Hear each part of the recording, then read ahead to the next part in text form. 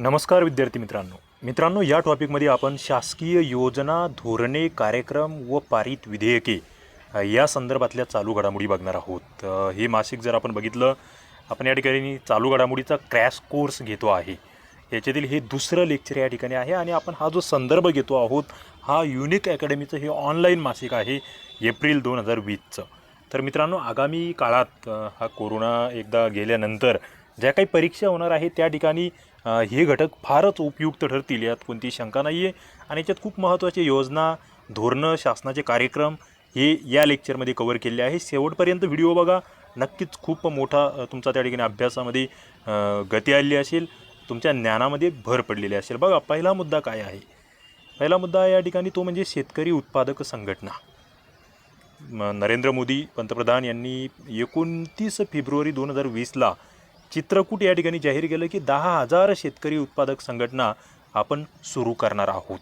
Okay, शेतकऱ्यांसाठीची एक महत्त्वाची ही योजना असणार आहे। भारतात सुमारे 86% छोटे शेतकरी आहेत व अल्पभूधारक शेतकरी आहेत, ज्यांच्याकडे जमीन जर बघितली आपण तर फक्त 1.1 हेक्टरपेक्षा कमी जमीन आहे। असे जे छोटे, मध्यम आणि भूमिहीन शेतकरी आहे यांना कृषी उत्पादन टप्प्यामध्ये एक तंत्रज्ञान, दर्जेदार बियाणे, खते, कीटकनाशके यासारखे साधनं मिळावे, त्यांच्या समस्या त्या ठिकाणी सुटाव्यात म्हणून या ठिकाणी ही योजना सुरू करण्यात येणार आहे। या संघटनांचे सदस्य हे तंत्रज्ञान, वित्तपुरवठा, बाजारपेठेमध्ये शेतमाल घेऊन जाण्यासाठी मदत करतील, जेणेकरून या ठिकाणचं शेतकऱ्यांचं उत्पन्न वाढेल, त्यांच्या मालाला योग्य बाजारपेठ भेटेल। तर तुमच्या लक्षात आलं असेल शेतकरी उत्पादक संघटनेचा नेमका उद्देश काय असणार आहे आणि ही कोणासाठी असणार आहे। दोनच मुद्दे।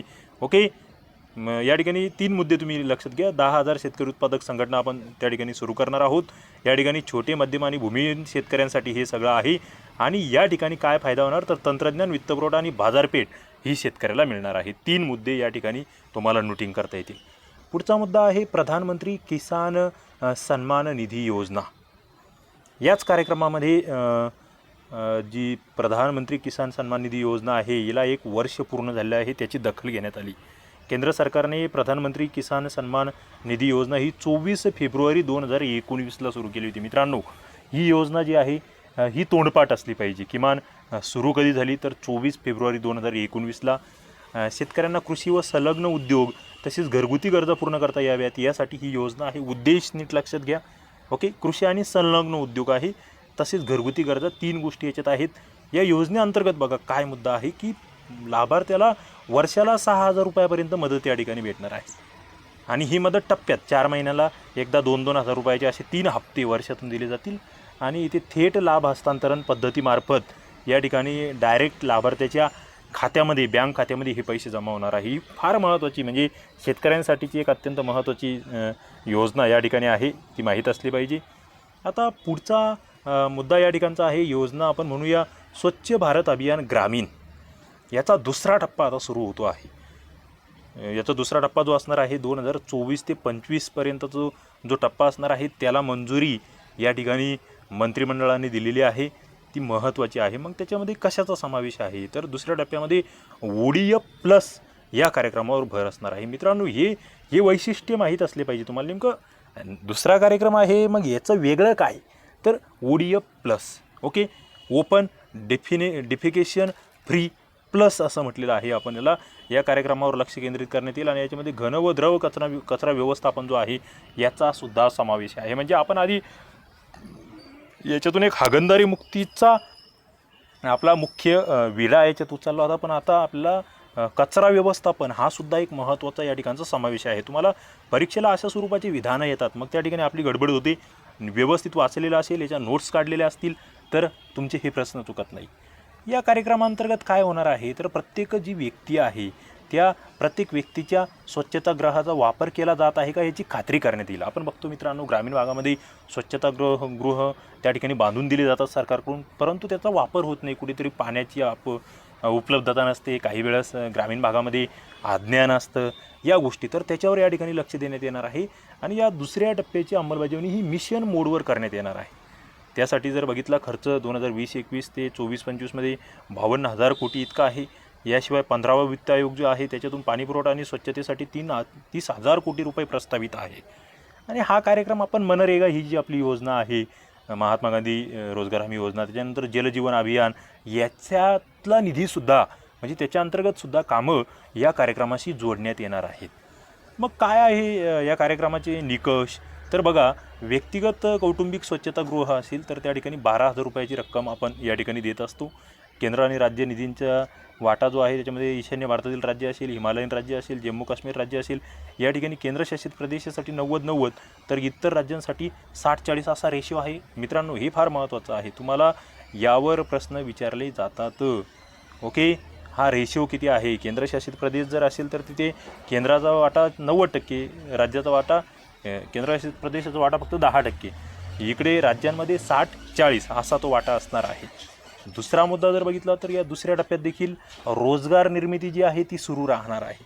कारण की ही जी स्वच्छतागृहे बांधल्या जाणार आहे, कोणाला तरी कारागिराला काम दिले जाणार, त्याच्या हाताखाली 2-3 मजूर राबणार, तर यांच्याकडून ही बांधून घेण्यात येणार आहे. त्याच्यामुळे त्या ठिकाणी जी ग्रामीण अर्थव्यवस्था आहे तिला चालना देणे हा सुद्धा याच्यातील आपला उद्देश आहे.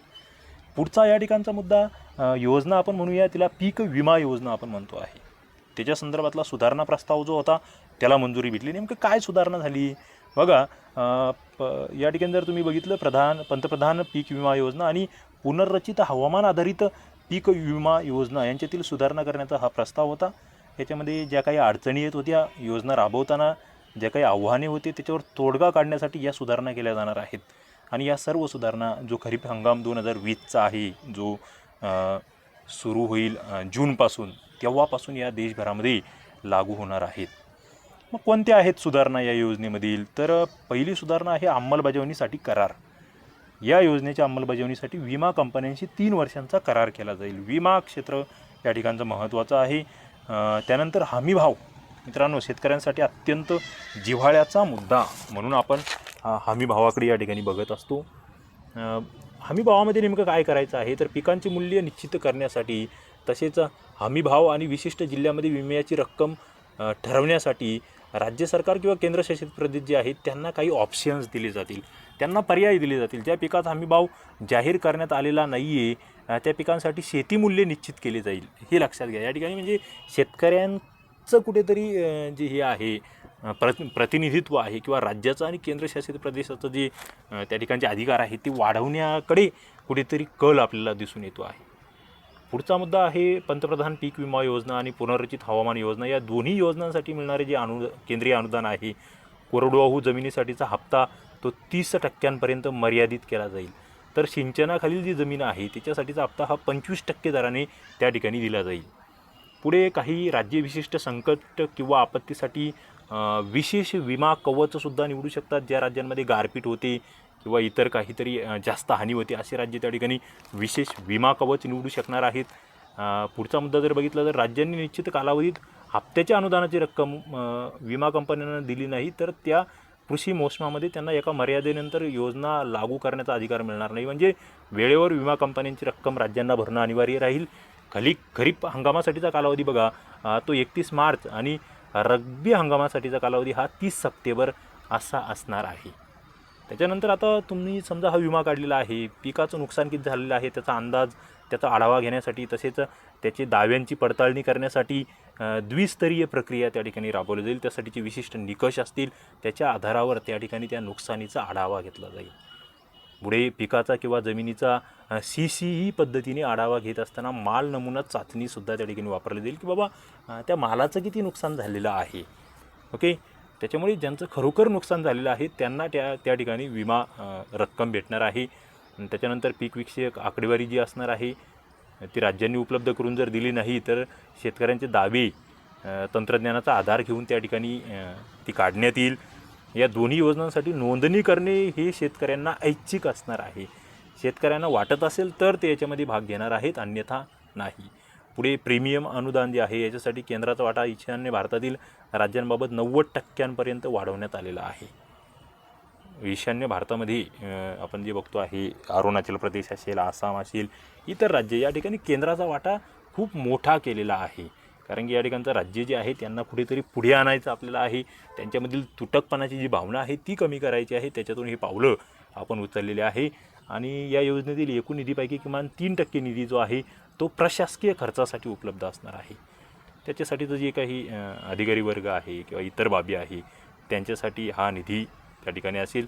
प्रत्येक राज्यात ही रक्कम या योजनेअंतर्गत निश्चित करण्यात आलेल्या निधीच्या प्रमाणात दिली जाईल. याशिवाय केंद्रीय कृषी मंत्रालय हे सर्व हितसंबंधी गटाशी चर्चा करून राज्यनिहाय आणि त्या भागातील धोके गृहीत धरून वेगवेगळ्या भागासाठी स्वतंत्र आराखडे त्या ठिकाणी तयार करतील. ओके, तर अशा पद्धतीने ही एक महत्त्वाची योजना आहे जी की अत्यंत परीक्षाभिमुख. पुढची योजना बघा, सुपोषित माँ अभियान. लोकसभेचे सभापती ओम बिर्ला यांनी कोटा राजस्थान जे आहे त्या ठिकाणून सुपोषित माँ अभियानाची सुरुवात 1 मार्च 2020ला केलेली आहे. महत्त्वाचं अभियान. कोटा हा ओम बिर्ला यांचा मतदारसंघ आहे. तुम्हाला लोकसभेचे सभापती या ठिकाणी रिपीट होत आहेत.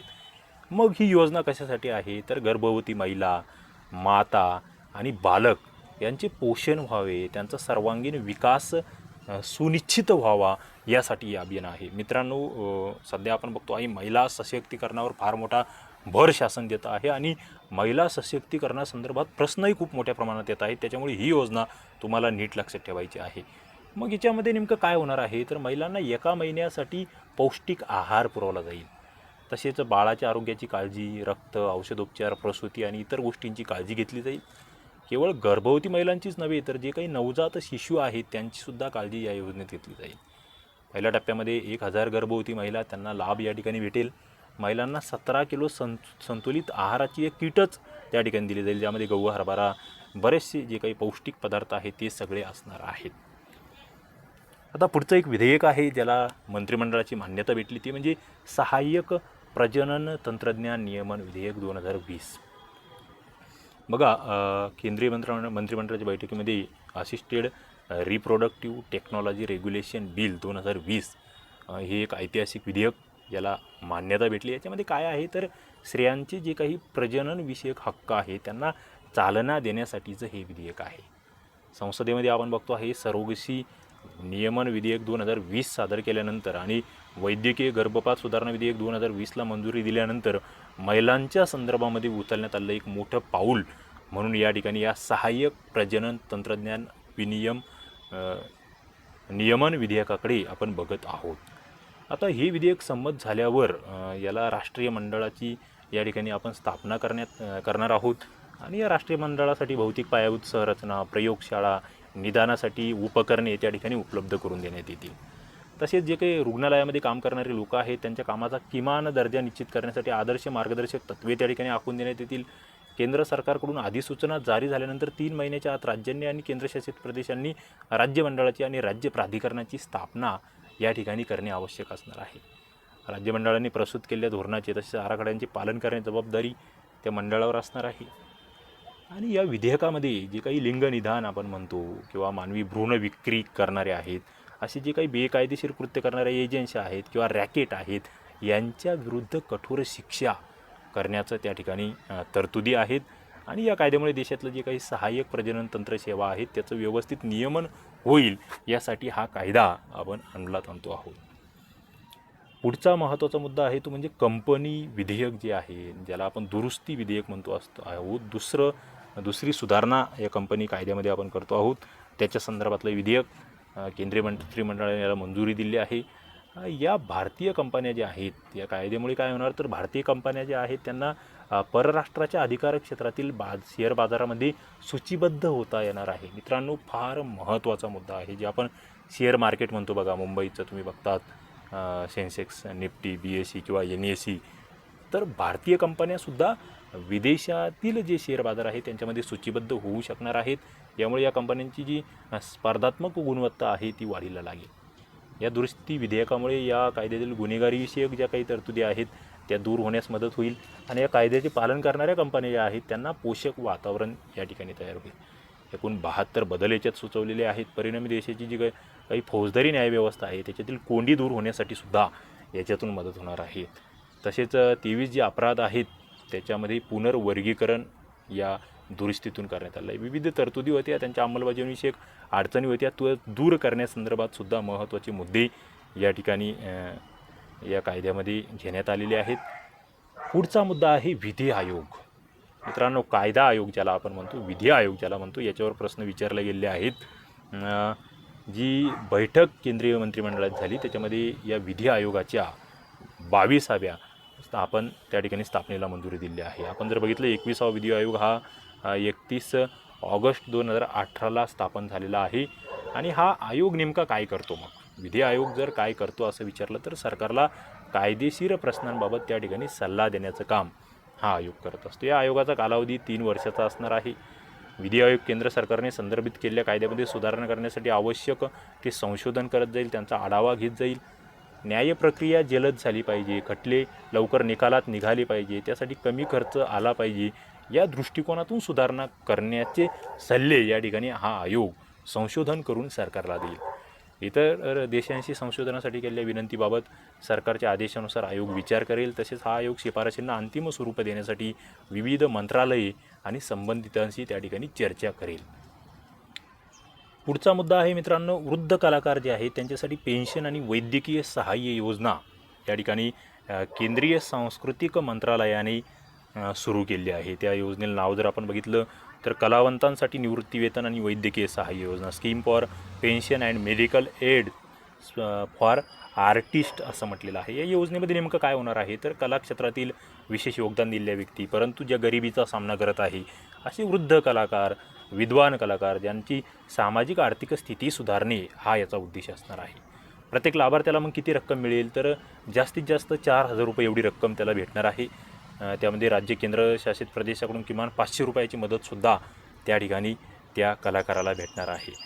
पुढचा मुद्दा त्याच्यात असणार आहे की लाभार्थ्याचा जर मृत्यू झाला तर त्याच्यानंतर त्याच्या जोडीदाराच्या नावेसुद्धा त्या ठिकाणी हे आर्थिक सहाय्य हस्तांतरित करण्यात येईल. यासाठी विनंती अर्जासोबत लाभार्थ्याच्या जोडीदारांनी मृत्यूच्या तारखेपासून 6 महिन्याच्या आत त्या ठिकाणी ती कागदपत्रे मंत्रालयाला सादर केली पाहिजे.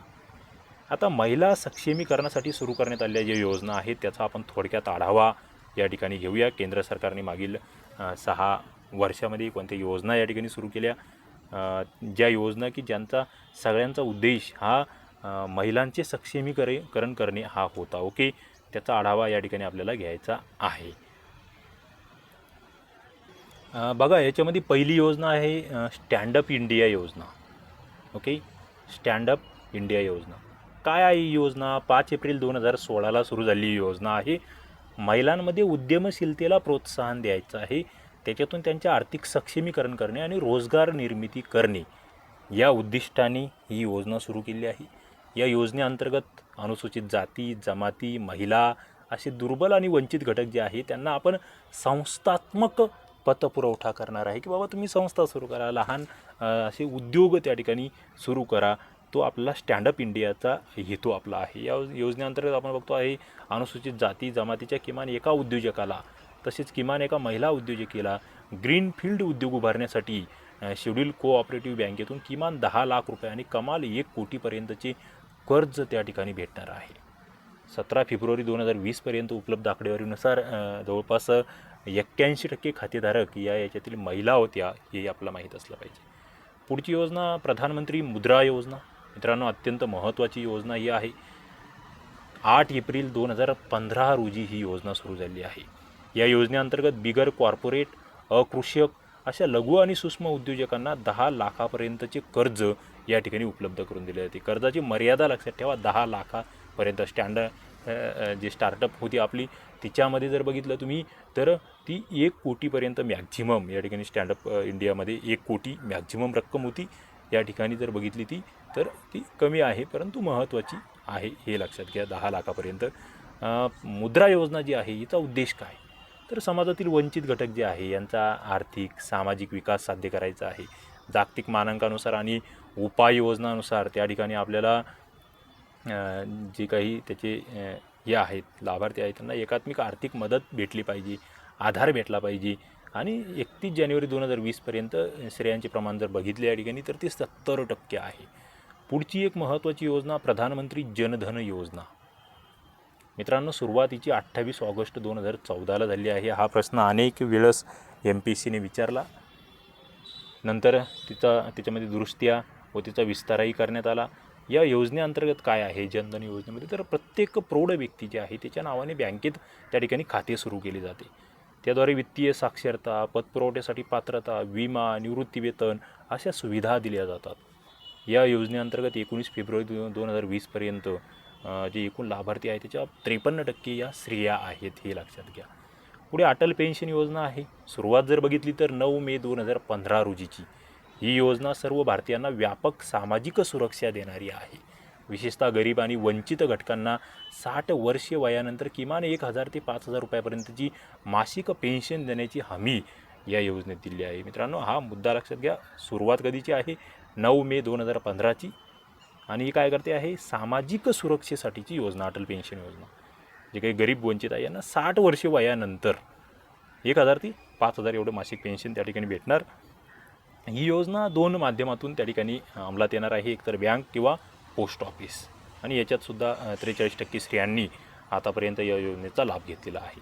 पुढची प्रधानमंत्री जीवन ज्योती विमा योजना आहे, जिला आपण PMJJBY म्हणतो. 9 मे 2015ची सुरुवात. या योजनेचा उद्देश जर बघितला आपण तर 18 ते 50 वर्षे वयोगटातील गरीब आणि वंचित घटकांना सामाजिक सुरक्षा व्यवस्था देणे हा हिचा उद्देश आहे. या योजनेअंतर्गत केवळ 330 रुपयामध्ये 2 लाख रुपयाचे विमा संरक्षण या ठिकाणी भेटणार आहे. तर अशा पद्धतीने या महिला संदर्भातल्या योजना आपण या ठिकाणी बघितलेल्या आहे. पुढचे काही मुद्दे आहेत ते आपण पुढच्या लेक्चरमध्ये बघूया. मित्रांनो, नक्कीच तुम्हाला या ठिकाणी हे सगळं कळत असेल, तुमच्या फायद्याचं आहे असं वाटत असेल तर लाईक करत चला. तुम्ही चॅनलला नवीन असाल तर सबस्क्राईब त्या ठिकाणी करा आणि घंटीचे बटन दाबा. या ठिकाणी आपण थांबूया. धन्यवाद.